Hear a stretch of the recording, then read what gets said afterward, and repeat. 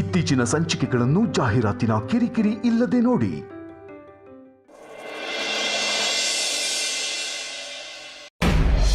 Coupon ಕೊಡಿ, ಒಂದು ಊಟ ಕೊಡಿ ಇವ್ರಿಗೆ. ನಮ್ಮಂತ ಬಡವರು ಹೊಟ್ಟೆ ತುಂಬಿಸೋ ಕೆಲಸ ಮಾಡ್ತಾ ಇರೋ ಆ ಪುಣ್ಯಾತ್ಮರು ಹೊಟ್ಟೆ ತಣ್ಣಗಿರಲಪ್ಪ.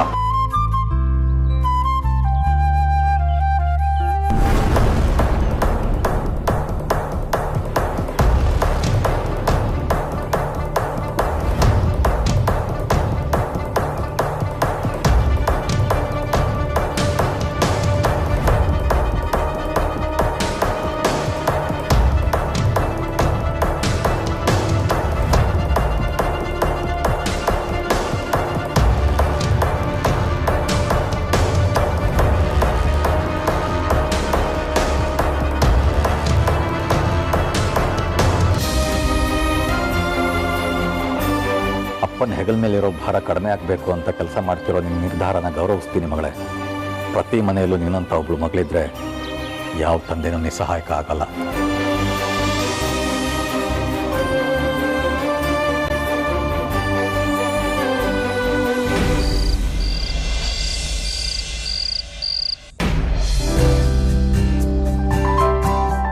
ಅಮ್ಮ ಅಮ್ಮ ಅಂತೇಳಿ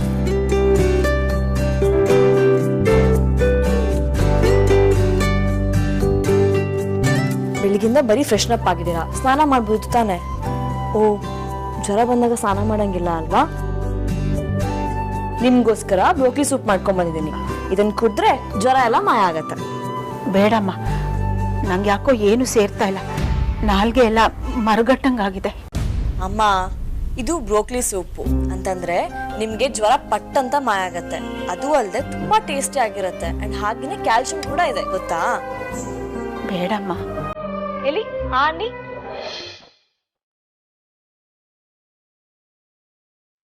That's like a good girl.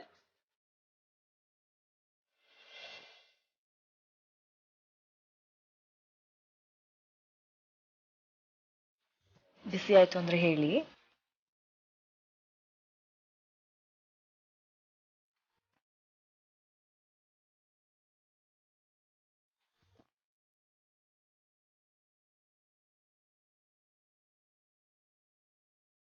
ಅಮ್ಮ, ಈಗ ಹೇಗಿದೆ? ಪರವಾಗಿಲ್ಲ? ಚೆನ್ನಾಗಿದೆ. ಅಮ್ಮ, ಈ ಬೆಳಗ್ಗೆ ಏನೋ ಹೇಳೋದಕ್ಕೆ ಟ್ರೈ ಮಾಡ್ತಿದ್ರಿ, ಏನಾಯ್ತು?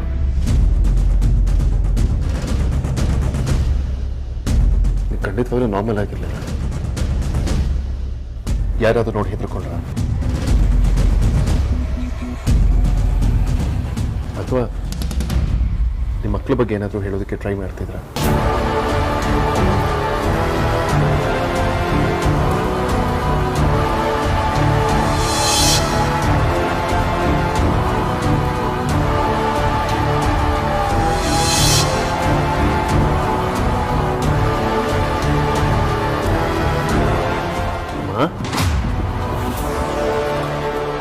ನೀವು ತುಂಬಾ ಗಾಬರಿ ಆಗಿದ್ದೀರಾ. ವಿಚಾರನ ತಲೆ ತುಂಬಾ ಯೋಚನೆ ಮಾಡ್ತಿದ್ದೀರಾ ಅನ್ಸುತ್ತೆ. ಹೇಳಿ, ಏನಾಯ್ತು? ಯಾಕೆ ಗಾಬರಿ ಆಗಿದ್ದೀರಾ?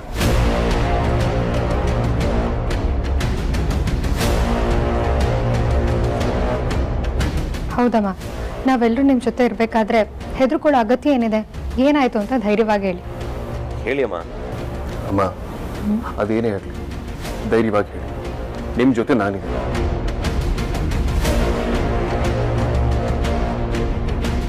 ಏನು ಅಂತ ಹೇಳಪ್ಪ. ನೀವು ಅಮ್ಮ ಅಂತ ಕರ್ಕೊಂಡು ಬಂದಿರೋ ಹೆಂಗಸು ಸರಿ ಇಲ್ಲ, ಅವಳಿಗೆ ದುಷ್ಟರ ಜೊತೆ ಸಂಪರ್ಕ ಇದೆ ಅಂತ ಹೇಳ? ಇಲ್ಲ, ನಾನೇ ನಿಮ್ಮಮ್ಮ ಅಂತ ಹೇಳ? ನನಗಂತೂ ಏನ್ ಮಾಡ್ಬೇಕು ಅಂತಾನೆ ಗೊತ್ತಾಗ್ತಾ ಇಲ್ಲ. ಅಮ್ಮ, ಏನು ಯೋಚನೆ ಮಾಡ್ತಿದ್ದೀರಿ?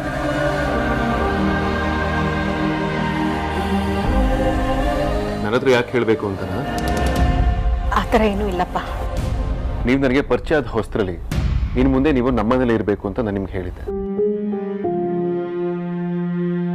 ಅದೇ ನೀವು ಒಪ್ಪಿರ್ಲಿಲ್ಲ. ಆಗ ನಾನು ನಿಮ್ಗೊಂದು ಮಾತು ಹೇಳಿದ್ದೆ, ನೆನಪಿದ್ಯಾ? ಈಗ ನೀವು ಇಲ್ಲಿ ಬಂದಿರೋದು ನಿಮ್ಮ ಮಗನ ಮನೆಗೆ ಅಂತಾನೆ ಅಂತ. ಇಲ್ಲಿ ನೀವು ತುಂಬಾನೇ ಸೇಫ್ ಆಗಿರ್ತೀರ. ಇನ್ ಯಾವತ್ತೂ ನಿಮ್ಗೆ ತೊಂದರೆ ಆಗದಿರೋ ರೀತಿ ನಾನು ನೋಡ್ತೀನಿ. ನಾನು ಈಗಲೂ ಅದೇ ಮಾತು ಹೇಳ್ತೀನಿ. ಆಗ ಇನ್ಫ್ಯಾಕ್ಟ್ ನೀವ್ ಯಾರು ಅಂತಾನೆ ನನಗೆ ಗೊತ್ತಿರಲಿಲ್ಲ. ನಿಮ್ ಊರು ಯಾವ್ದು ಅಂತ ಗೊತ್ತಿರಲಿಲ್ಲ.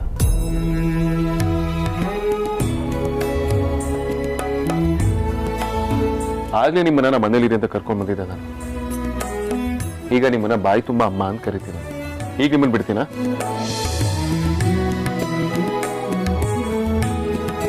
ನಿಮ್ಮನ್ನ ಇನ್ನಷ್ಟು ಕೇರ್ಫುಲ್ ಆಗಿ ನೋಡ್ಕೊಳ್ತೀನಿ. ಅದು ನಿಮಗೂ ಚೆನ್ನಾಗಿ ಗೊತ್ತು. ಆದ್ರೂ ಯಾಕೆ ಇಷ್ಟೊಂದು ಸ್ಟ್ರೆಸ್ ತಗೊಳ್ತಿದ್ದೀರಾ? ಅಮ್ಮ, ನಿಮ್ಗೆ ಇನ್ನೊಂದು ವಿಷಯ ಗೊತ್ತಾ?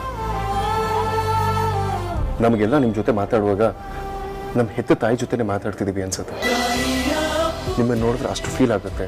ನಿಮ್ಮ ಜೊತೆ ಅಷ್ಟು ಕನೆಕ್ಷನ್ ಬಿಲ್ಡ್ ಆಗಿದೆ. ಅಂದಮೇಲೆ ನೀವು ಯಾವುದಕ್ಕೂ ಹೆದರ್ಕೊಳ್ಳೋ ಅವಶ್ಯಕತೆ ಇಲ್ಲ. ನೀವು ನಿಮ್ಮ ಮನೇಲಿ ಸೇಫ್ ಆಗಿದ್ದೀರಾ.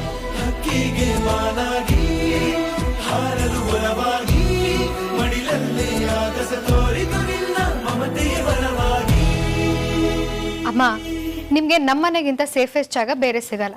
ನೀವು ತುಂಬಾ ಯಾಕೆ ಯೋಚನೆ ಮಾಡ್ತಿದ್ದೀರಾ? ಏನಾಗಿದೆ ಅಂತ ಇವತ್ತು ನೀವು ಹೇಳಲೇಬೇಕು. ಪ್ಲೀಸ್ ಹೇಳಿ ಅಮ್ಮ. ನಮ್ಮ ಹತ್ರ ಹೇಳಿ ಅಮ್ಮ, ಹೆದರಬೇಡಿ, ಹೇಳಿ. ಪ್ಲೀಸ್ ಹೇಳಿ ಅಮ್ಮ. ಪ್ಲೀಸ್ ಹೇಳಿಮ್ಮ. ಸತ್ಯ ಏನು ಅಂತ ಹೇಳ್ಬಿಡ್ಬೋದು, ಆದ್ರೆ ಈಗ ಬಂದಿರೋ ಹೆಂಗಸಿನ ಹಿಂದೆ ಅಗ್ನಿ ನೆರಳಿದೆ. ನಾನು ನಿಜ ಹೇಳಿದ್ದೀನಿ ಅಂತ ಗೊತ್ತಾದ್ರೆ ಅವರು ವೇದಾಂತ್ಗೆ ಏನ್ ಬೇಕಾದ್ರೂ ಮಾಡ್ಬೋದು. ಈಗ ಧ್ರುವನ್ಗಾಗಿರೋದೇ ಸಾಕು. ಮತ್ತೆ ನನ್ನ ವೇದಾಂತ್ಗೆ ಏನು ಆಗೋದು ಬೇಡ. ಅದೇನೂ ಇಲ್ಲಪ್ಪ, ನನಗೆ ಕತ್ಲು ಅಂದರೆ ತುಂಬ ಭಯ. ಅದಕ್ಕೆ ಹೆದರ್ಕೊಂಡೆ ಅಷ್ಟೇ. ಅಷ್ಟೇ ಆದ್ರೆ ಓಕೆ ಅಮ್ಮ. ಬಟ್ ಬೇರೆ ಏನಾದರೂ ಇದ್ರೆ ನೀವು ಪ್ಲೀಸ್ ನನ್ನ ಹತ್ರ ಹೇಳಲೇಬೇಕು. ಅಮ್ಮ, ಇನ್ಮೇಲೆ ಕತ್ಲು ತೋಲ್ ಎಲ್ಲಿಗಾದ್ರೂ ಹೋಗ್ಬೇಕು ಅಂತಂದ್ರೆ ನನ್ನನ್ನು ಕರೀರಿ. ನಾನು ನಿಮ್ಮ ಜೊತೆ ಬಂದೇ ಬರ್ತೀನಿ. ಸರಿಮ್ಮ.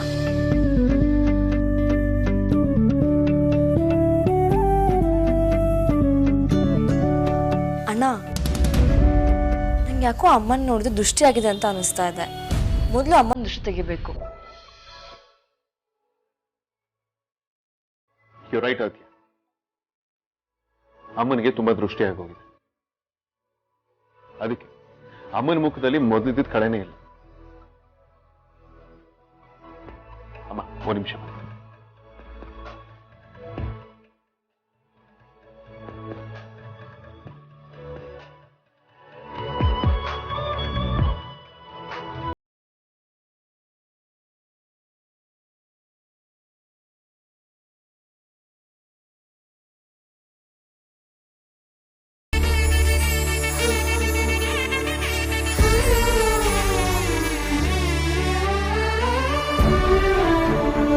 ಅಮ್ಮ, 3 ಸಲ ಥೂ ಥೂ ಥೂ ಅಂತ ಹೋಗಿ.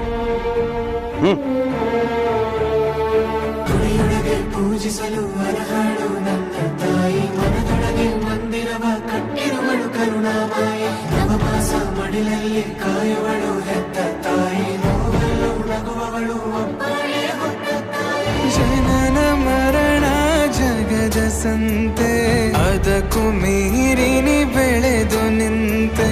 ಕರುಣ ಸಹನೆಯ ಮೂರ್ತಿಯಂತೆ, ದೇವರಿಗೂ ನೀ ಸ್ಫೂರ್ತಿಯಂತೆ.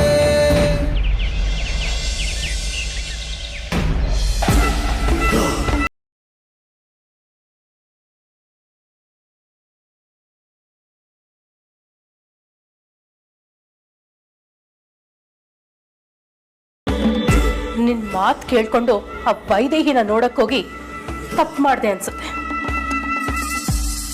ನಿನ್ಗೇನೇ ಬೇಕಾದ್ರೂ ನನ್ನನ್ನು ಕೇಳು ಅಂತ ದೊಡ್ಡದಾಗಿ ಬಿಲ್ಡಪ್ ಕೊಟ್ಟು ಬಂದೆ ನಾನು. ಅಷ್ಟರಲ್ಲಿ ಅವ್ರ ಮಕ್ಕಳು ಹಣ್ಣು ಅದು ಇದು ಕೊಟ್ಟು ಆರೈಕೆ ಶುರು ಮಾಡಿದ್ರು. ವಶಿಷ್ಠ ಫ್ಯಾಮಿಲಿ ನಿರ್ವಂಶ ಮಾಡಕ್ ಬಂದಿರೋಳು ನಾನು. ಈ ಮನೆ ಮಕ್ಕಳಿಗೆ ಅಮ್ಮ ಆಗಿ ಆಕ್ಟ್ ಮಾಡಕ್ಕೆ ಏನಕ್ಕೆ ಬಂದಿದ್ದೀನಿ ಅಂತ ನಿನಗೆ ಗೊತ್ತಾ? ಅವ್ರನ್ನ ನಂಬಿಕೆ ಗಳಿಸ್ಕೊಂಡ್ರೆ ಕತ್ ಕುಯ್ಯಕ್ಕೆ ಸುಲಭ ಆಗತ್ತೆ ಅಂತ.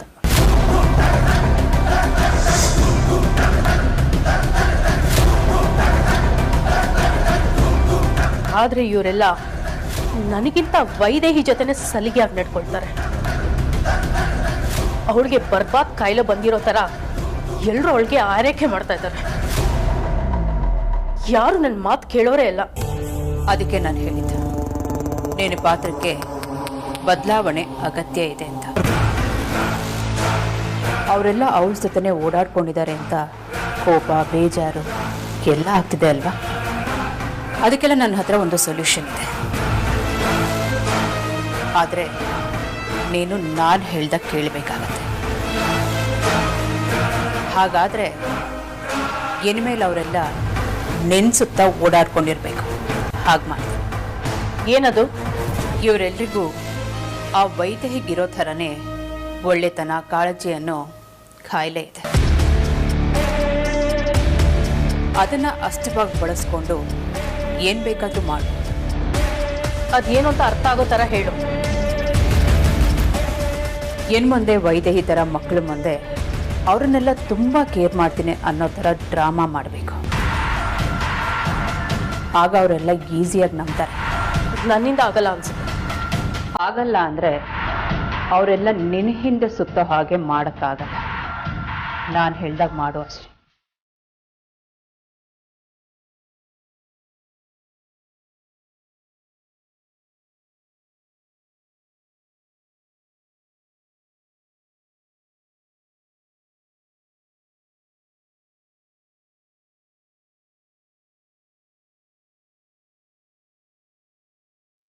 ಈ ತರ ಮಾಡೋದ್ರಿಂದ ಎಲ್ರಿಗೂ ನನ್ನ ಮೇಲೆ ನಂಬಿಕೆ ಬರುತ್ತೆ ಅಂತೀಯಾ?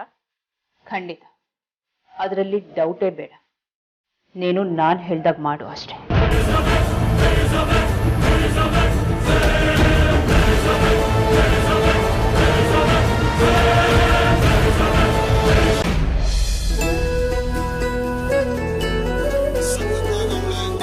ಹಲೋ. ಹಾಂ ಸರ್, ಹೌದು ಸರ್, ನಿಮ್ಮ ಕಾಲ್ಗೋಸ್ಕರನೇ ವೆಯ್ಟ್ ಮಾಡ್ತಿದ್ದೆ. ಏನಾಯ್ತು ನಮ್ಮ ಸೈಟಿನ ವಿಚಾರ? ಮೇಡಮ್ ಎಲ್ಲ ರೆಡಿ ಇದೆ. ನಾಳೆ ನೀವು ಬಂದು ಸೈಟ್ ನೋಡಿಬಿಟ್ಟು ಆಮೇಲೆ ರಿಜಿಸ್ಟ್ರೇಷನ್ ಮಾಡ್ಕೋಬೋದು.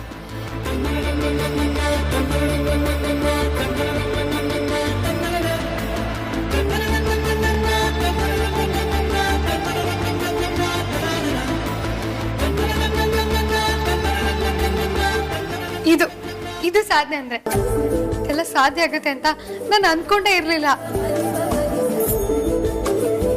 ನಾವೇನೇ ಸಾಧನೆ ಮಾಡಿದ್ರು, ನಮ್ಮಿಂದ ಏನೇ ಸಾಧ್ಯ ಆಗಿದ್ರು, ಅದೆಲ್ಲದಕ್ಕೂ ವೇದಾಂತ್ಗೆ ಕ್ರೆಡಿಟ್ಸ್ ಹೋಗ್ಬೇಕು. ಅವನಿಗೆ ನಾನು ಎಷ್ಟು ಸಾವಿರ ಥ್ಯಾಂಕ್ಸ್ ಹೇಳಿದ್ರು ಕಮ್ಮಿನೇ.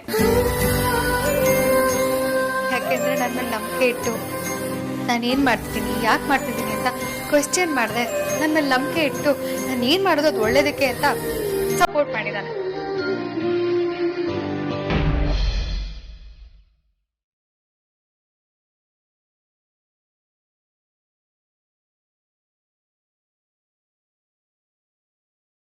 ಯಾಕೋ ಇವತ್ತು ಬಾಡಿಗೆನೇ ಸಿಗ್ತಾ ಇಲ್ವಲ್ಲ? ಹೀಗಾದ್ರೆ ಹೇಗೆ?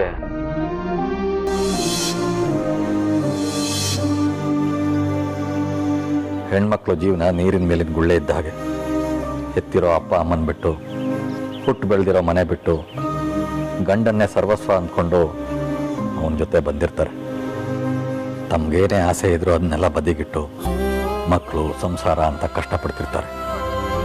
ಬರೀನೂ ಹಾಗೆ ನನ್ನ ಮದುವೆಯಾಗಿ ಬಂದಾಗಿನಿಂದ ಮಕ್ಕಳು ಸಂಸಾರ ಅಂತ ಕಷ್ಟಪಡ್ತಾನೆ ಇದ್ದಾಳೆ. ನಾನು ಅವಳನ್ನು ಮದುವೆಯಾಗಿ ಇಷ್ಟು ವರ್ಷ ಆಗಿದ್ರು ಒಂದಿನ ಕುಸುಕವಾಗಿಡ್ಲಿಲ್ಲ. ಒಂದು ಒಳ್ಳೆ ಸೀರೆ ಕೊಡಿಸ್ಲಿಲ್ಲ, ಒಡವೆ ಕೊಡಿಸ್ಲಿಲ್ಲ. ಪಾಪ ಅವಳು ಬಾಯ್ಬಿಟ್ಟೇನು ಕೇಳಲಿಲ್ಲ. ನಾನು ಅವಳಿಗೆ ಕೊಟ್ಟಿದ್ದಾದ್ರೂ ಏನು, ಕಟ್ಟಿರೋ ತಾಳಿ ಒಂದೊಂದು ಬಿಟ್ಟು ಈಗ ಅದನ್ನು ಸಾಲದ ಸುಳಿಗೆ ಆಡ್ಬಿಟ್ಟಾಯ್ತು. ಇಲ್ಲ, ನಾನು ಆದಷ್ಟು ಬೇಗ ಅದನ್ನು ಬಿಡಿಸ್ಕೋಬೇಕು. ಅವಳು ಮತ್ತೆ ತಾಳಿ ಕಟ್ಕೊಂಡು ಓಡಾಡೋ ಥರ ಆಗ್ಬೇಕು. ಆದರೆ ಈಗ ನನ್ನ ಹತ್ರ ಅಷ್ಟೊಂದು ದುಡ್ಡಿಲ್ವಲ್ಲ, ಏನು ಮಾಡೋದು?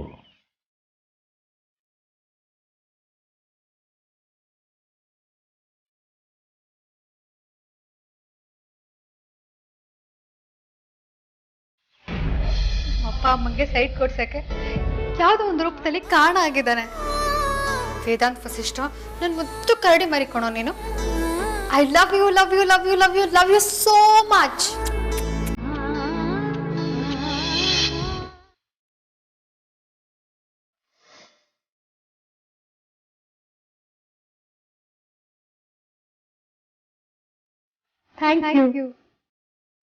Thank you so much.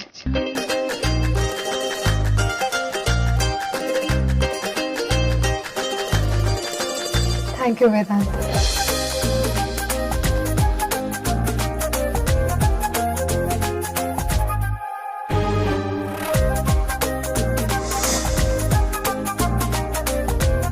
ಎಲ್ರ ಪಾಲಿಗೆ ಪ್ರೀತಿನೇ ದೇವರು ಅಂತಾರೆ, ಆದ್ರೆ ನನ್ನ ಪಾಲಿಗೆ ಪ್ರೀತಿಸ್ತವನ್ನ ದೇವರಾಗ್ಬಿಟ್ಟಿದ್ದಾನೆ. ಅದು ಯಾವ ಜನ್ಮದಲ್ಲಿ ಏನ್ ಒಳ್ಳೇದ್ ಮಾಡಿದ್ನೋ ಗೊತ್ತಿಲ್ಲ. ನೀನ್ ಸಿಕ್ಕಿದ್ಯಾ, ಉಳಿದಿರೋ ಅಷ್ಟೂ ಜನ್ಮ ನಿನ್ ಜೊತೆನೇ ಕೆಳಗ್ ಬಿಡ್ತೀನಿ. ಐ ಲವ್ ಯು ವೇದಾಂತ ಅಂತ. I love you to.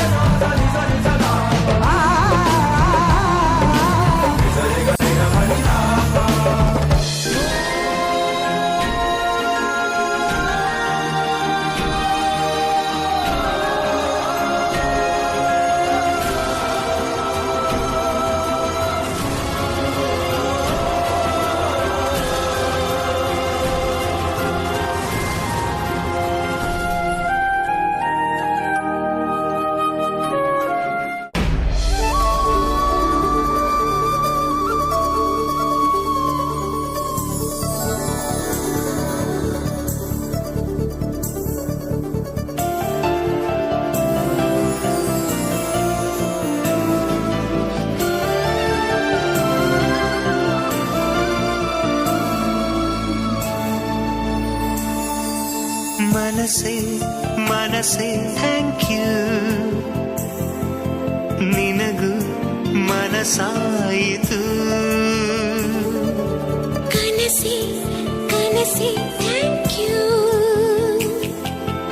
ಒಲವೇ ವರವಾಯಿತು. ಭೂಮಿಗೆ ಮಳೆ ಹನಿ ಬರಲು ಸೂಚನೆ ನೂರಿದೆ. ಮನಸ್ಸಿಗೆ ಪ್ರಣಯವು ಬರಲು ಸೂಚನೆ ಇದೆ. ಮನಸ್ಸೆ ಮನಸ್ಸೆ ಥ್ಯಾಂಕ್ ಯು, ನಿನಗೂ ಮನಸಾಯಿತು. ಕನಸೆ ಕನಸೆ ಥ್ಯಾಂಕ್ ಯು, ಒಲವೇ ವರವಾಯಿತು.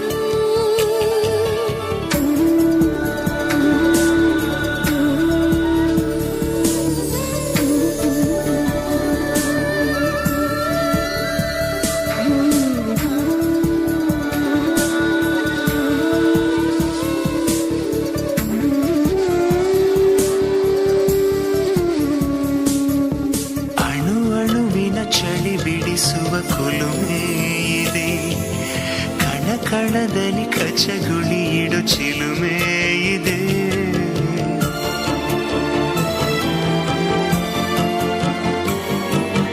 ಉಸಿರುಸಿರಲಿ ಪಿಸು ನುಡಿಗಳ ಕವನ ಇದೆ, ಚಡಪಡಿಸುವ ತಡವರಿಸುವ ಚಲನ ಇದೆ.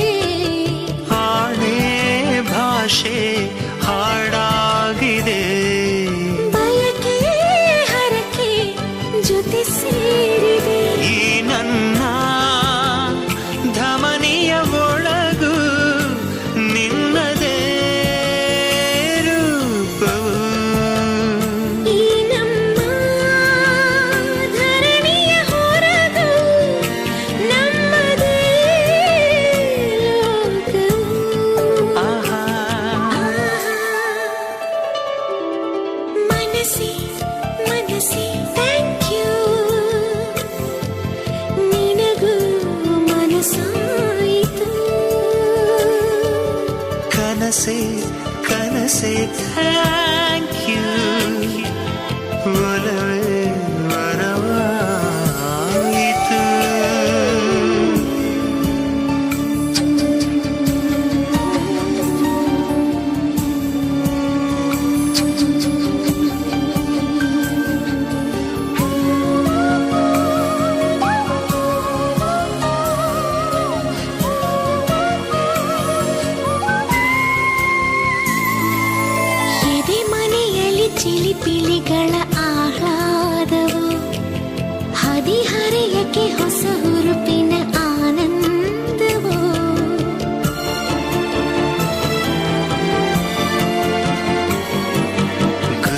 ಗುಸುಗುಸು ಮನಗಳ ಸಮ್ಮೇಳವ ಸರಿಗಮಗಳ ಸರಿಸಮ ಶ್ರುತಿ ಸಂಗೀತವು ಶ್ವಾಸ ಶ್ವಾಸ ಬೆರಿತಾ